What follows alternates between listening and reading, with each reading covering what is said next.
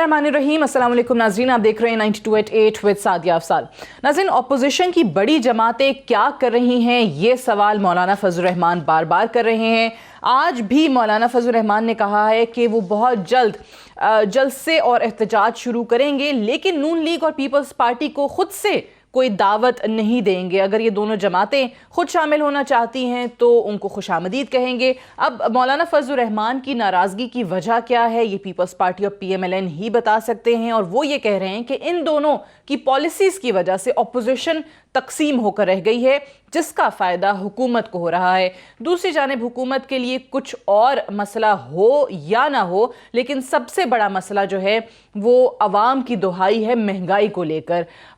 महंगाई के हवाले से आज वज़ीर-ए-आज़म इमरान खान साहब ने 2 ट्वीट्स भी किए हैं और ये बताया है अवाम को कि किस तरीके से ख़ुद उन्हें इस चीज़ का इदराक है। उन्होंने कहा कि मुझे इन मुश्किलात का इदराक है जिनका तनख्वाहदार तबके समेत मजमूई तौर पर अवाम को सामना है। चुनाचे मैंने फ़ैसला किया है कि कुछ भी हो जाए, मेरी हुकूमत मंगल को काबीना के इजलास में अवाम के लिए बुनियादी ग़िज़ाई अजनास की कीमतों में कमी की खातिर मुख्तलिफ इक़दामात का ऐलान करेगी। और ये भी कि इसी असना में तमाम मुतल्लिका हुकूमती इदारे आटे और चीनी की कीमतों में इजाफे के असबाब की जामे तहकीकात का आगाज़ कर चुके हैं। कौम इत्मीनान रखे कि ज़िम्मेदारों का भरपूर मुहासबा किया जाएगा और उन्हें करार वाकई सज़ा दी जाएगी। अब वज़ीर-ए-आज़म इमरान खान साहब मंगल को काबीना के इजलास में क्या फ़ैसले करते हैं वो तो हमारे सामने आएंगे ही, लेकिन इसके साथ साथ नून लीग की तरफ से ख़ुसूसी तौर पे पूरी अपोजिशन ये बात करी है, लेकिन नून लीग इन पर्टिकुलर ये बात करी है कि फिर जहांगीर तरीन और खुसरो बख्तियार की भी तलाशी ले ली जाए। उन पर ये इल्ज़ाम लग रहा है कि किसी न किसी तरीके से ये जो क्राइसिस रहा है चीनी का बहरान ख़ुसूसी तौर पर उसमें वो लोग इन्वॉल्व रहे हैं, ये अपोजिशन की तरफ से इल्ज़ाम आ रहा है। लेकिन महंगाई ज़रूर बढ़ी है और ये हम इदारा शुमारियात की जो रिपोर्ट सामने आई है उसकी बुनियाद पर बात करते हैं। सरकारी इदारे की अपनी रिपोर्ट है जिन्होंने फरवरी के पहले हफ्ते के हवाले से ये रिपोर्ट शाया की है कि मुल्क भर में गुज़श्ता एक हफ्ते के दौरान चीनी समेत 16 अशिया की कीमतों में इजाफा हुआ है। और पाकिस्तान शुमारियात ब्यूरो के मुताबिक फरवरी के पहले हफ्ते में महंगाई की शरह में 0.21% इजाफा हुआ। और आदाद शुमार में ये भी बताया गया है कि कुकिंग ऑयल, घी, प्याज, गुड़, दालें, हर चीज़ की कीमत में इजाफा हुआ है। अब इसी इदारे शुमारियात की जो माहाना रिपोर्ट थी, ये तो हमने आपसे वीकली रिपोर्ट शेयर की, फरवरी के पहले हफ्ते की जो माहाना रिपोर्ट थी जनवरी के इख्तिताम पर जो आई थी, उसमें यह बताया गया कि जनवरी 2020 में महंगाई की शरह 14.6% रही है, जो कि पाकिस्तान तहरीक इंसाफ की हुकूमत में सबसे ज़्यादा है। दिसंबर 2019 में महंगाई की शरह 12.6% थी, जो कि जनवरी में बढ़कर जैसे आपको बताया कि 14.6% हो गई है। और जनवरी 2019 में ये शरह 5.6% थी। टैक्सेस जो हैं उनमें इजाफा होता चला जा रहा है, मिनी बजट की बातें हो रही हैं, कर्ज़े जो हैं वो बढ़ते चले जा रहे हैं, आवाम के लिए महंगाई बढ़ रही है। ऐसे में क्या लाहे अमल है इस हुकूमत के पास? असद उमर साहब जो कि वज़ीर ख़जाना रह चुके और अब वो मनसूबाबंदी के वज़ीर हैं, आज वो ये बात करते हैं कि जी महंगाई बहुत बढ़ गई है, अब काम करने का वक्त है। तो सवाल ये भी पैदा होता है कि पिछले 15-16 महीनों से फिर आप क्या कर रहे थे कि अगर अब आपको लगता है कि काम करने का वक्त है? शेख रशीद ने कितना वक्त मांगा, कितनी मोहलत मांगी है इन तमाम इशूज़ से आवाम को निकालने के लिए? सुनाइएगा। मसाइल हैं। मैं उन सियासतदानों में से नहीं हूं जो आपके सामने कहूं कि महंगाई नहीं है, बेरोजगारी नहीं है, बिजली का बिल महंगा नहीं है, गैस नहीं है, आटा महंगा है, ये सब चीजें हैं। लेकिन कोई और आपके पास मुतबादल नहीं है इमरान खान के हवाले। मैं आवाम को ये कहता हूं कि 3 साल का हमें टाइम दें। 3 साल हमारे 2 साल इमरान नहीं 1.5 साल और 1.5 साल गुजर गया, 1.5 साल और चाहिए। 3 साल के अंदर वो कह रहे हैं कि इन चीज़ों से आवाम को इन मसाइल से निकाल सकेंगे। ये दावा है शेख रशीद साहब का। इन्हीं तमाम चीज़ों के हवाले से आज हम बात करेंगे। हमारे साथ इस्लामाबाद स्टूडियोज़ में मौजूद हैं सेनेटर वलीद इकबाल साहब, सीनियर रहनुमा पाकिस्तान तहरीक इंसाफ के, बहुत शुक्रिया आपका। कमर ज़बान कायरा साहब हमारे साथ मौजूद हैं, सीनियर रहनुमा पाकिस्तान पीपल्स पार्टी के, आपको भी खुशामदीद कहते हैं। सईद काजी साहब और शाहिद लतीफ़ साहब दोनों बड़े सीनियर तज्ज़ियाकार हमारे साथ मौजूद होंगे इसी इशू पर बात करने के लिए। सईद काजी साहब, आपके तज्जिए से पहले मैं आगाज़ करना चाहूँगी। वज़ीर आज़म साहब ने तो आज ये ट्वीट्स की और कहा कि मंगल को बड़े फैसले होंगे, उनके वज़रा खुद इस चीज़ का इदराक अब कर रहे हैं, अब उनको याद आ रहा है कि जी अब काम करने का वक्त आ गया है। 1.5 साल गुजर गया, तब तो ऐसी कोई बात हुई नहीं। क्या वाकई इन चीज़ों का तयन कर पाए हैं इमरान खान साहब? वो जो माफिया से लड़ाई की बात करते हैं, उनका नाम लेकर उनको एक्सपोज कर सकेंगे? देखें सादिया, पहली बात तो ये समझें कि जो मैशत है वो वर्चुअली इस सियासी हुकूमतों से ले ली गई है। अब प्रॉब्लम ये है कि जो मैशत राइज है और जो पीपल्स पार्टी ने बहुत एक शानदार 1973 में कॉन्स्टिट्यूशन दिया था, इन दोनों का आपस में तसादुम है। आज तो मुझे लगता है पीपल्स पार्टी भी उसके खोल कर देखने की तकलीफ नहीं करेगी, क्योंकि जिस निज़ाम में ये रह रहे हैं। आपको याद होगा चीफ जस्टिस साहब ने, एक साबका चीफ जस्टिस साहब ने पेट्रोल की कीमतों पर एक भगवान दास साहब की कमेटी भी बनाई थी। तो आर्गुमेंट क्या था? अरे भाई ये मार्केट इकॉनमी है, इसमें रसद और तलब जो है वो कीमतों को तय करेंगे। पहली बात तो ये। दूसरी बात समझने की ये है कि पॉलिटिकल अथॉरिटी, रियासत और जराए पैदावार पर कब्जा एक जैसे लोगों का हो गया। तो जो आपका रेगुलेटर है, मुझे माफी दीजिएगा, अंग्रेजी के मुहावरे में वो पूडल बन गया है। औकात नहीं है उसकी 2 लाख, 2.5 लाख, 1.5 लाख तनख्वाह वाले मुलाजिम की कि वो जो स्टेट के जराए पे काबिज लोग हैं उनके सामने उफ भी कर सके, क्योंकि अगले दिन वो नौकरी से बाहर हो जाएगा। ये सिस्टम बैठ गया है। इसी वजह से आज की सियासत अपना एतबार खो चुकी है और पार्टियां अपने नजरियात से दूर हो गई हैं, और खास तौर पे पीपल्स पार्टी ने बड़ा काम किया है और जो 73 का वो कॉन्स्टिट्यूशन दे गए, उसी पे अब तक जो है वो सियासत हो रही है। तो ये जब तक नए निजाम की बात नहीं होगी, वाशिंगटन कंसेंसस से बगावत नहीं करेंगे, ये जिस वक्त तक वाशिंगटन कंसेंसस से बाहर नहीं आते और ये मैशत को अवाम के हक में उस्तवार नहीं करते, सियासत को कभी एतबार नहीं मिलेगा और मैशत कभी जो है वो आप कभी क्राइसिस से बाहर नहीं निकलेंगे, क्योंकि सियासत मुज्तमाशुदा मैशत होती है। अगर मैशत बर्बाद है, मैशत काली है, तो सियासत सफेद नहीं हो सकती। अब पीपल्स पार्टी के हवाले से जो आपने बात की उसका तो जवाब मैं कायरा साहब से लूंगी, लेकिन पहले सेनेटर वलीद इकबाल साहब, ये जो इन्होंने कहा कि एक तो सियासतदानों से वर्चुअली निकल चुकी है मैशत, इकोनॉमी जो है वो निकल चुकी है, और ये जो माफिया है जिसका जिक्र इमरान खान साहब ने भी किया कि उनसे जंग हमारी जारी है, तो इमरान खान साहब के लिए ये नागुज़ीर कैसे हो गया माफिया कि उनकी अपनी सफ़ों में है? नहीं, ऐसी कोई बात तो नहीं है। वो जनरली इस बात को, मैं आपको एक वाज़े तौर पे एक बात अर्ज करता हूँ कि एक हफ्ता ही हुआ है, मैं खुद मीटिंग में मौजूद था जो प्राइम मिनिस्टर चेयर कर रहे थे। इस वक्त क्लियरली टॉप प्रायोरिटी जो है प्राइम मिनिस्टर की वो है यही जो इन्फ्लेशन का, महंगाई का जो मसला दरपेश है।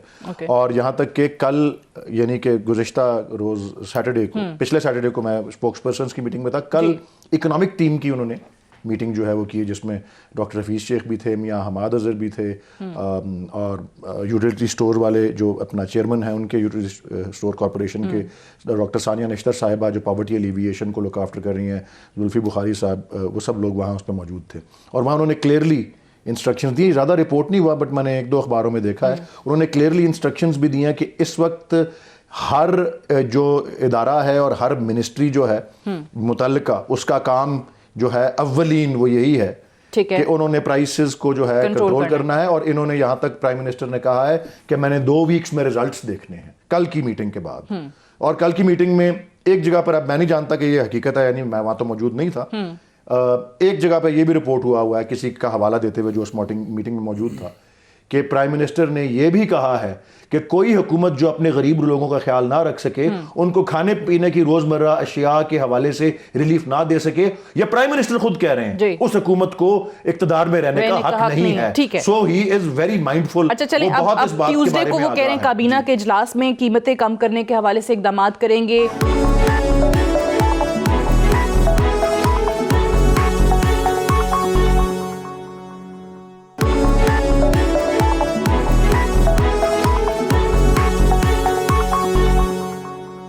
कायरा साहब, ये इकोनॉमी क्यों, सईद काजी साहब का भी तज्जिया आया कि सियासतदानों से बाहर हो गई है, जो स्टेट के ज़राए पर काबिज लोग हैं वो हर हुकूमत के लिए क्यों इस कदर नागुज़ीर होते चले जा रहे हैं?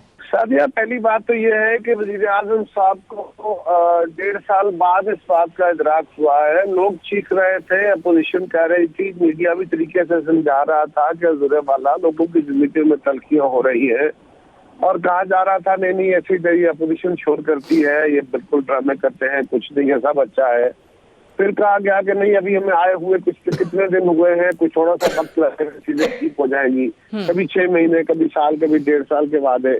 और अब भी यही कहा जा रहा है। हालांकि अपने तमाम वादों से जो है वो यू टर्न ले चुकी है। वो तेल सस्ता करने, वो बिजली सस्ती करने, वो गैस सस्ती करने, खुदा प्रिया देने, वो जो भी थे, घर बनाने।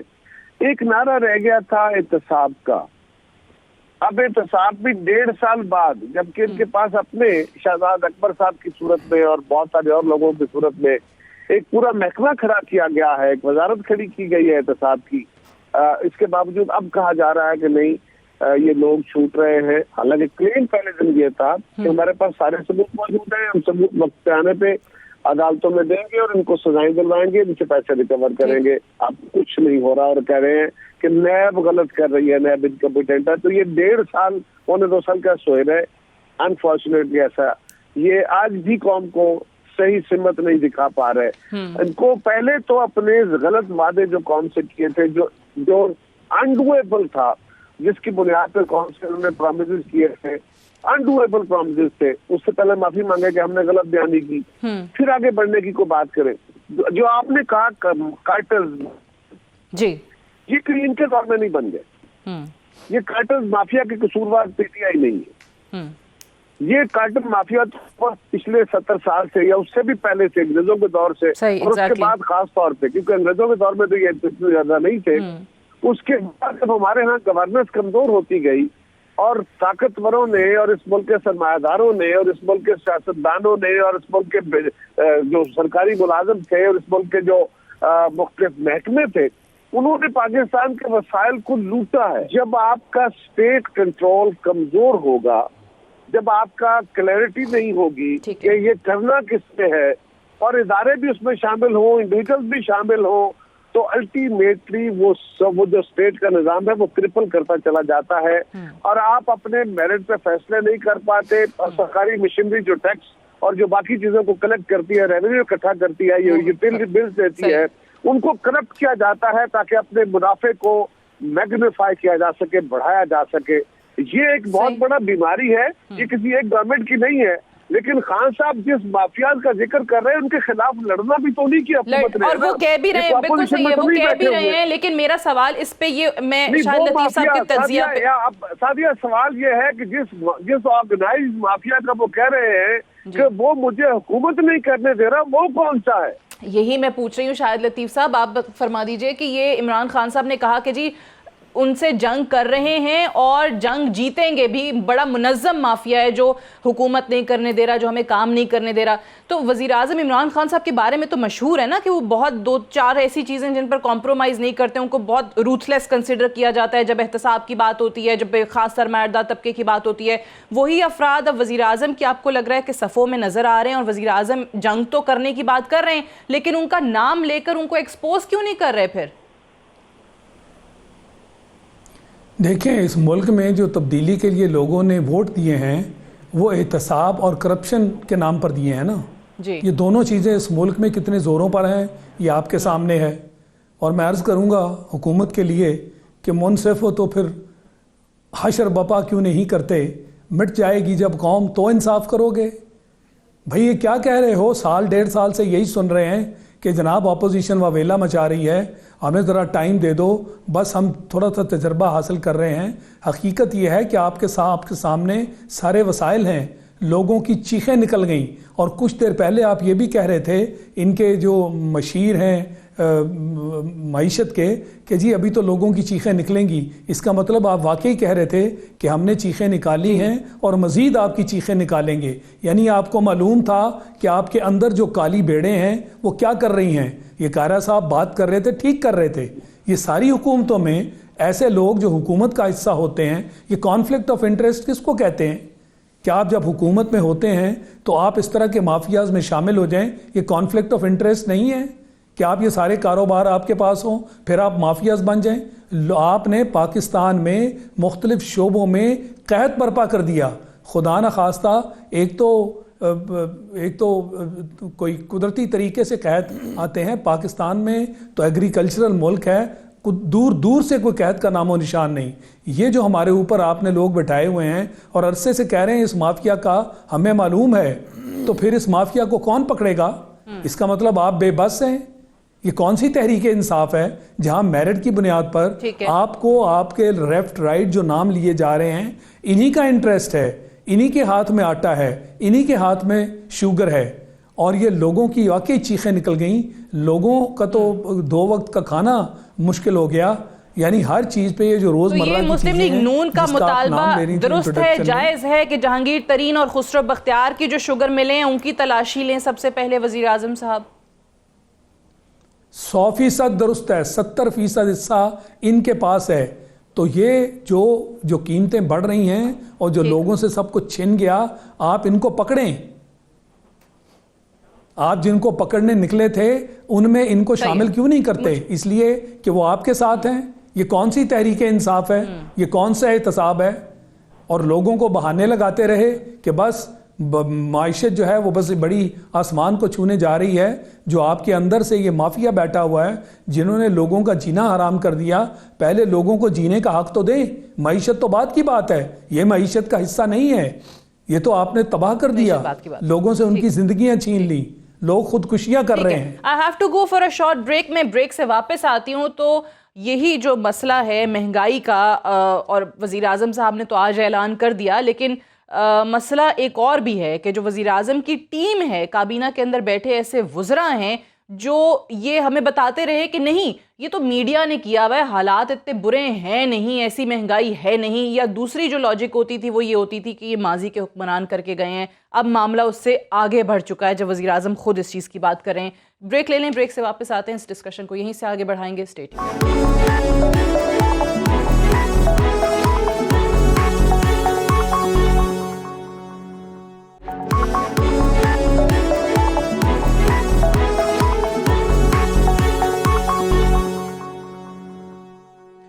Welcome back. प्रोग्राम में एक बार फिर से खुशामदीद। सईद काजी साहब, ये फरमाइएगा कि वज़ीर आज़म साहब ने जिस तरीके से आज कहा कि एक तो कीमतों में कमी लाने के लिए इकदाम करेंगे, साथ उन्होंने ये भी लिखा कि जो ज़िम्मेदार हैं उनका पूरा मुहासबा किया जाएगा, उनको करार वाकई सज़ा दी जाएगी। अगर ज़ाहिर है ज़्यादा दूर जाने की ज़रूरत नहीं है, जो दवाइयों की कीमतों के हवाले से एक स्कैंडल आया था, उस पर भी फिर इंक्वायरी हुई, रिपोर्ट सामने आई, क्या उन लोगों का मुहासबा हो सका? क्या उन लोगों को करार वाकई सज़ा मिल सकी जो इस पे अवाम यकीन करे?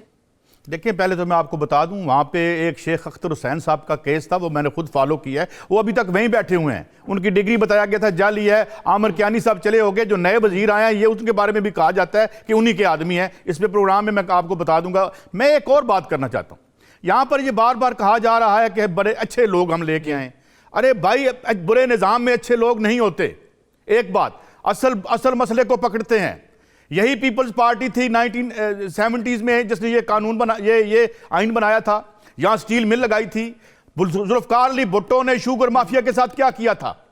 मसला यह है कि हमारी पॉलिटिकल एलीट और सिविलियन एस्टेब्लिशमेंट ने अपने हथियार डाल दिए हैं इस सरमाए की यलगार के। मैं नाम नहीं लेना चाहता किसी का, ना जाने क्या पॉलिसी हो आपकी। हर पार्टी के पीछे सरपरस्त आला एक ही टाइकून क्यों नजर आता है?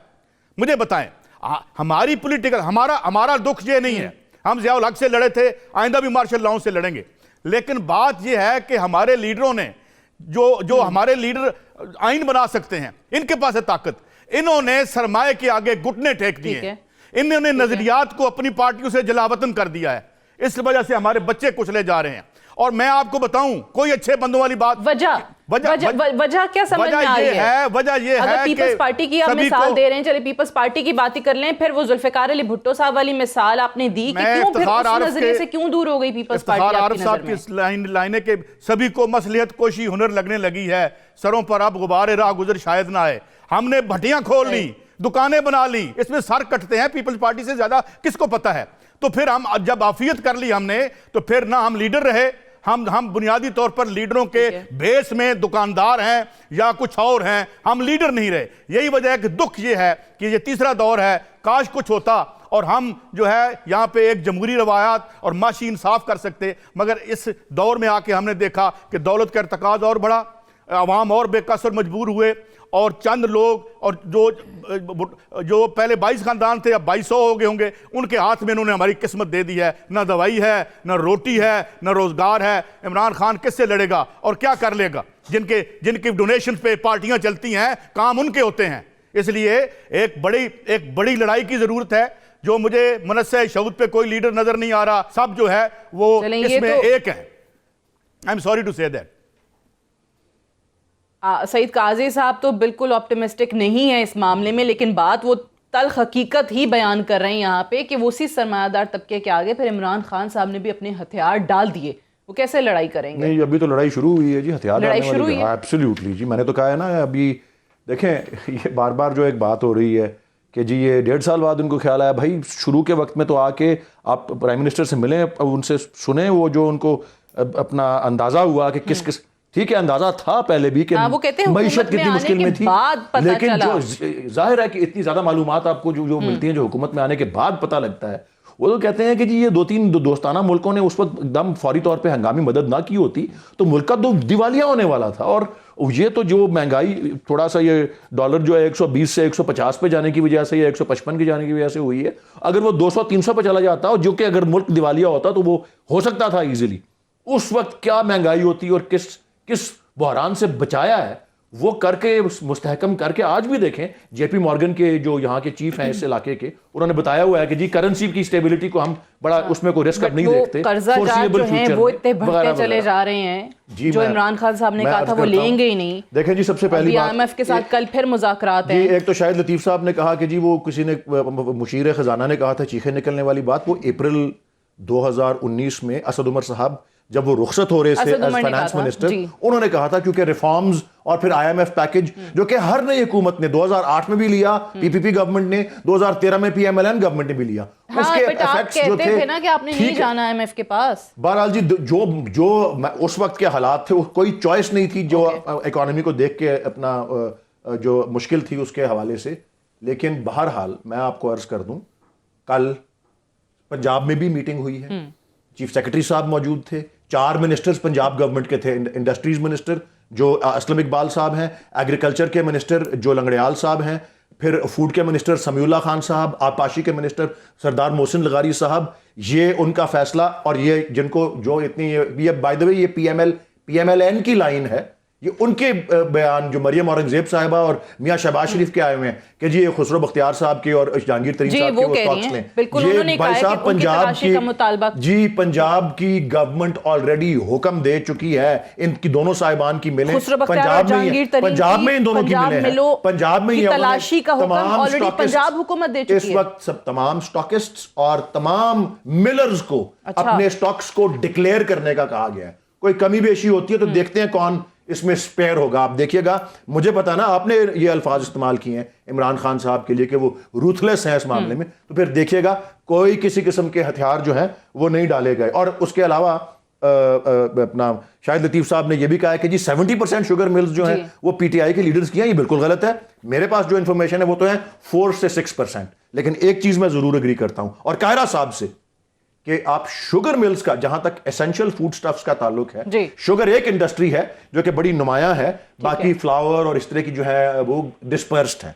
शुगर मिल्स की अब तो जो मिसाल नजर आती है वो है कि हर शुगर मिल पाकिस्तान में जो है, खैबर में हो, पंजाब में हो, सिंध में हो, वो पॉलिटिकल लोगों के पास, पॉलिटिकल लोगों के पास है। अब जो एक दो इंडस्ट्रियलिस्ट के पास थी वो भी पॉलिटिकल लोगों ने खरीद ली। क्योंकि आज ये फिरदौस आशिक अवान ने भी कहा है, ये उनकी प्रेस कॉन्फ्रेंस के अंदर भी अल्फाज थे कि ये जो चीनी का क्राइसिस आया है, मसनूई क्राइसिस, कायरा साहब उन्होंने कहा ये सिंध के सियासी खानदानों की वजह से आया है। नाम उन्होंने नहीं लिए, लेकिन उन्होंने मलबा जो है वो सिंध में सियासी खानदानों पर डाला है। और ये जो अभी वलीद इकबाल साहब बात कर रहे थे, ये तो फिर बड़ी खबर है कि अगर पंजाब हुकूमत खुद जहांगीर तरीन और खुसरो बख्तियार की मिलों की तलाशी ले रही है।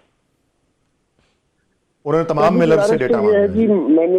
मैंने तो आपसे पहले कहा ना कि कुछ नहीं होगा, दूसरी गुजारिश ये है कि जब अपने ऊपर बात आएगी तो नेचुरली आप किसी और के ऊपर डाल के अपनी जान छुड़ाने की कोशिश करेंगे ना। सिंध में एक प्रॉब्लम जरूर है कि सिंध के एक खानदान की शुगर मिलें थी, उनके लोग इस वक्त भी वो सारा खानदान अरेस्ट है, वो नैब की कस्टडी में है, उनकी मिलें बंद हैं। मुझे एग्जैक्टली नहीं पता कितना नंबर है उन मिलों का, और उन मिलों के बंद होने से वहां के किसान भी बड़े प्रेशर में है और वहां की प्रोडक्शन भी नेचुरली नहीं आएगी।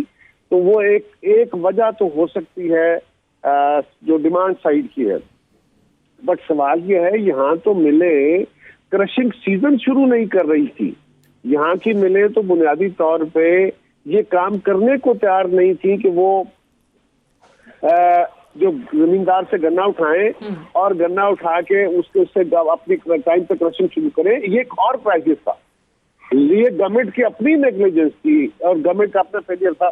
और दूसरी गुजारिश ये है कि जो अल्लाह करे गवर्नमेंट इसमें कोई कामयाब हो पाए। मैं तो ये गुजारिश कर रहा हूँ कि कार्टल्स वाकई बहुत बड़े बन गए हैं, लेकिन मैं जिस कार्टल से पूछना चाहता हूँ वो तो देखो ना, ये है मुआशी इशू जी। आपके चीजों के अशिया के रेट बढ़ा दिए, आपस में बैठ के बिल मिलों ने रेट तय कर लिए और एरियाज बांट लिए, फला एरिया से आपकी कैचमेंट हो जाएगी।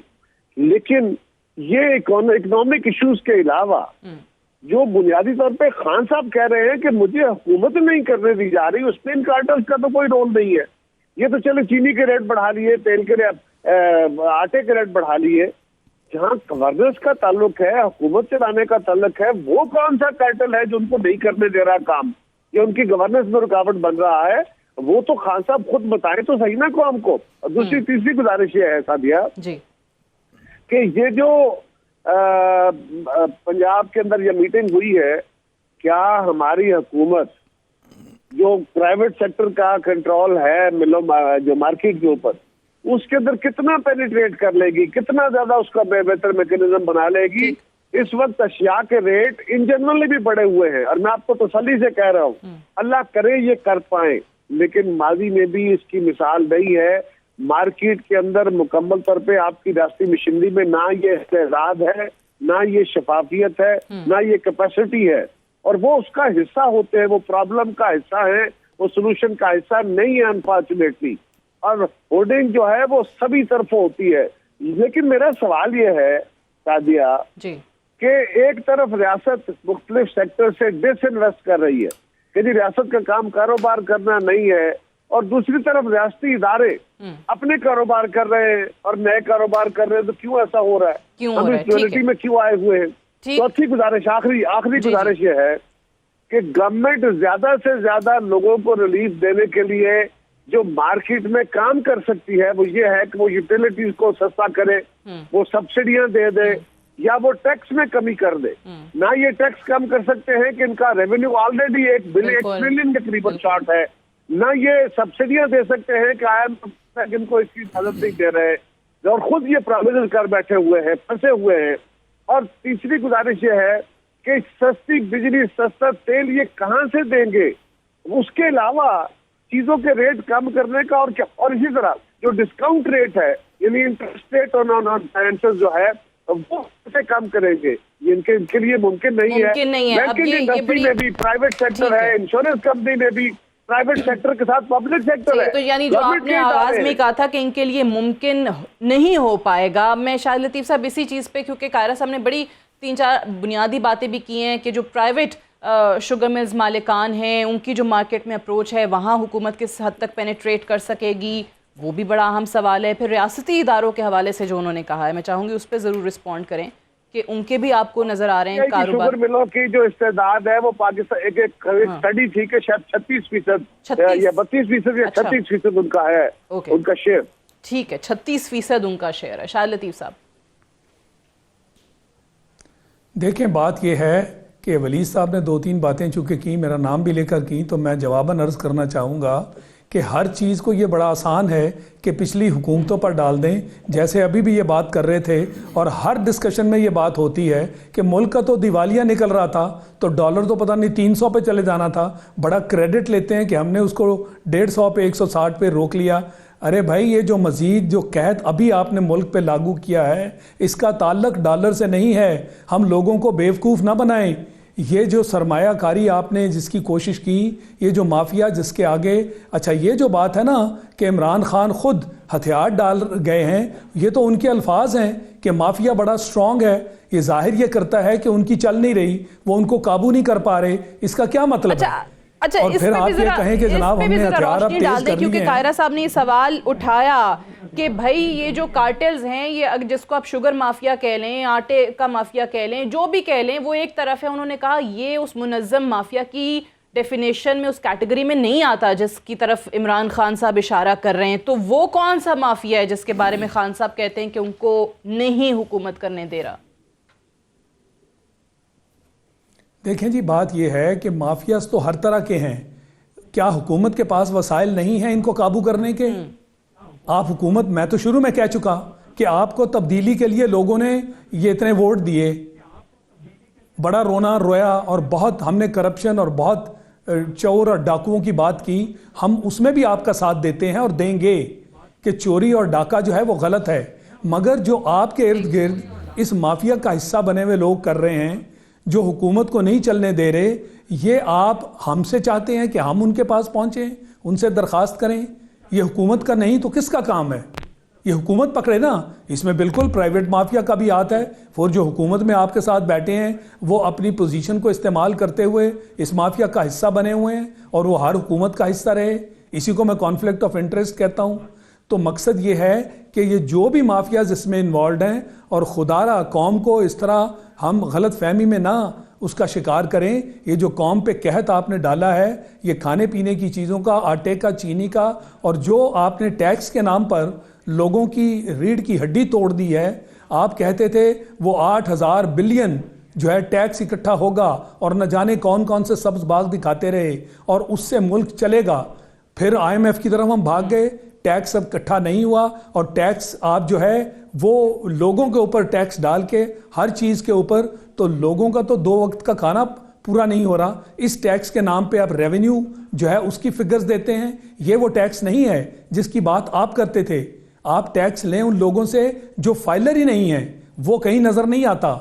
तो इसलिए मैं ये समझता हूं कि अगर आप इस तरह की बात फैलाएंगे कि जी जनरल बात करके लोगों की तवज्जो हटाएंगे, उससे बात नहीं बनती। थोड़ा बहुत इल्म, अगर हमें कोई थोड़ा बहुत इल्म है तो हम तो बात बिल्कुल सीधी करेंगे। नजर आ रहा कि ये मुमकिन हो सकेगा इस हुकूमत के लिए इतना बड़ा जो एक शॉर्टफॉल है टैक्स कलेक्शन के हवाले से, रेवेन्यू जनरेशन के हवाले से, और अब ये जो महंगाई की कीमतें हैं वो मुसलसल बढ़ती चली जा रही हैं। एक ब्रेक ले लेते हैं, ब्रेक से वापस आके अपोजिशन जमातों के हवाले से भी कुछ बात करेंगे कि ये जो महंगाई का मामला है और जो दीगर इश्यूज़ हैं जिसकी वजह से अवाम परेशान है। एक बहुत बड़ा सवाल ये भी उठता है कि ऐसे में अपोजिशन जमातें आखिर क्या कर रही हैं इस हुकूमत पर, किस तरीके से इन इश्यूज़ के हवाले से डिलीवर करने पर दबाव डाला जा रहा है। अपोजिशन जमातें कहाँ हैं, इस पर भी बात होगी एक वक्फे के बाद।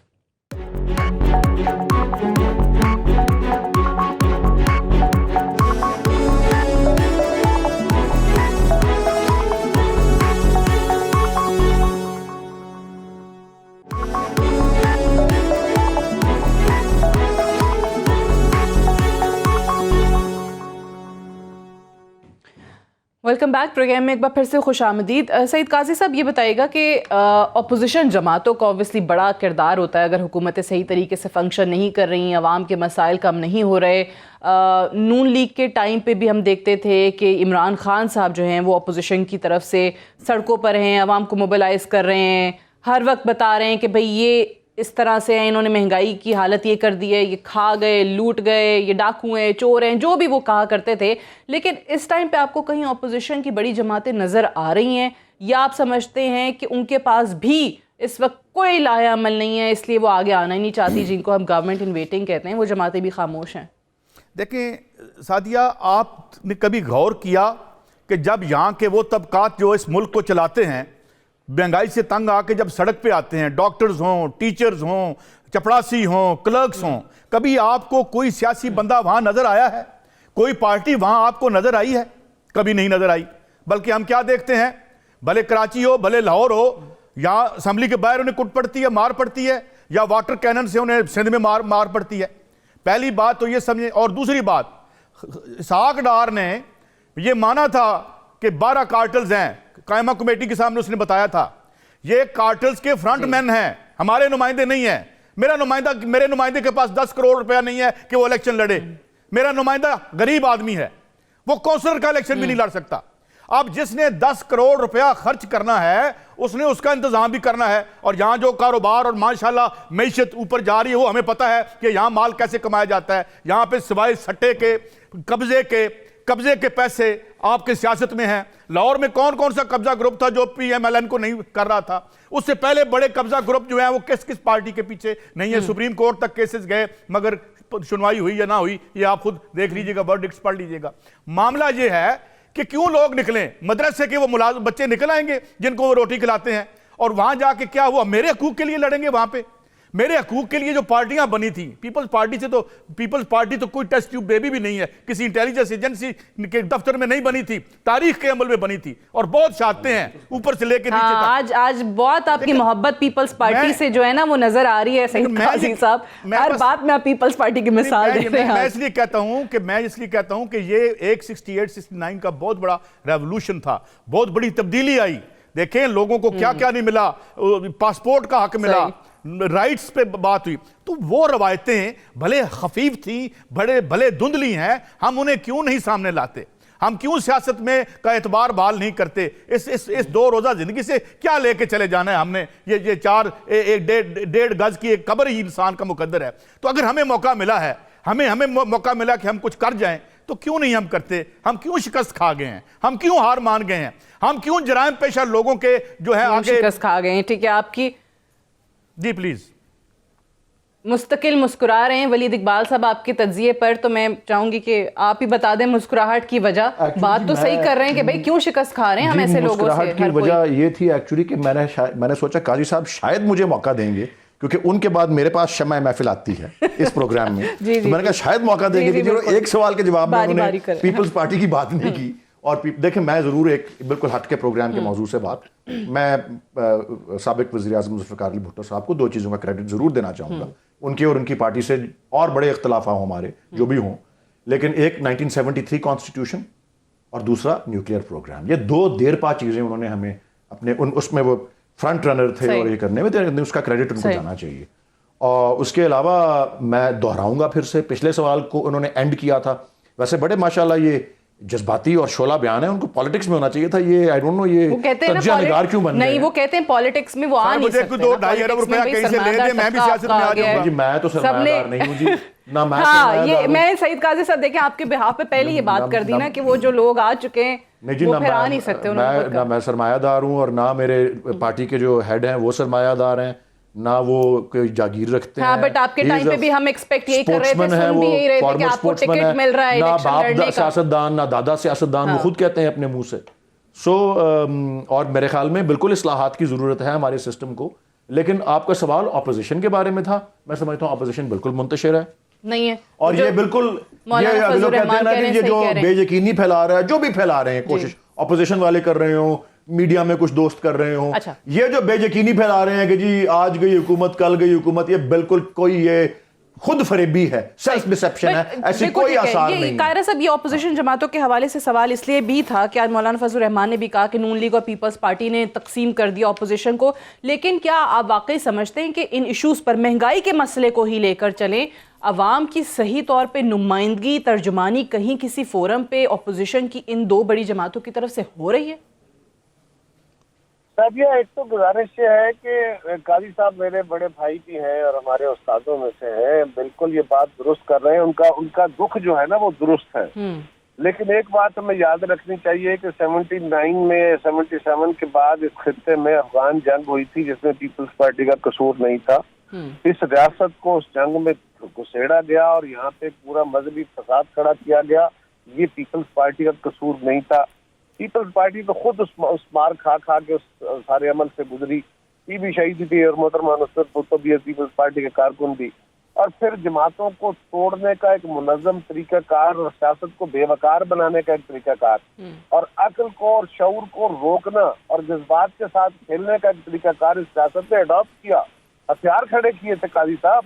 और दुनिया में जो मकालमे का जो अल्टरनेटिव इकोनॉमी का तस्वर था वो पीपल्स पार्टी की वजह से नहीं, उसकी अपनी बहुत सारी डायनामिक्स थी। और दुनिया में जो डायलॉग था वो आज दुनिया के बहुत सारे ममालिक में उस तरह नहीं है। रिवाइवल की तरफ जरूर है, वो रिवाइव यहाँ भी होगा, लेकिन उसके वो बहस का वक्त अब नहीं है। लेकिन इनका दुख इसलिए है कि इन्होंने पीपल्स पार्टी के साथ ख्वाब देखे थे, वो हमने भी देखे थे। सवाल ये है कि सियासी जमातें क्या नहीं कर रही।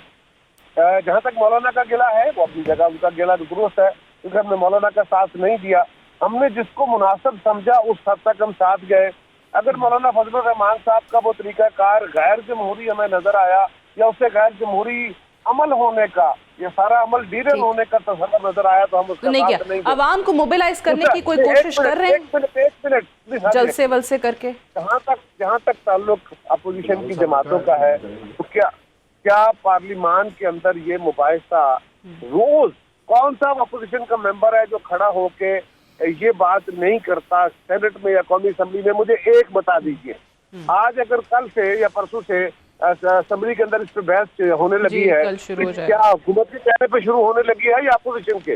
मीडिया के अंदर आके पीपल्स पार्टी हो, मुस्लिम लीग हो, बाकी अपोजिशन के मेंबर हो, वो कौन सी जमात है जिसका मेंबर आके वहाँ पे महंगाई की और बेरोजगारी की? तो आप कह रहे हैं अपोजिशन की तरफ से आवाम के जो एहसासात हैं और जो मसाइल हैं उनकी सही तर्जुमानी हो रही है। हैव टू वाइंड अप है। कमर जमान कारा साहब, शाहिद लतीफ़ साहब, सईद काजी साहब, वलीद इकबाल साहब, चारों की तशरीफ आवरी का बेहद शुक्रिया।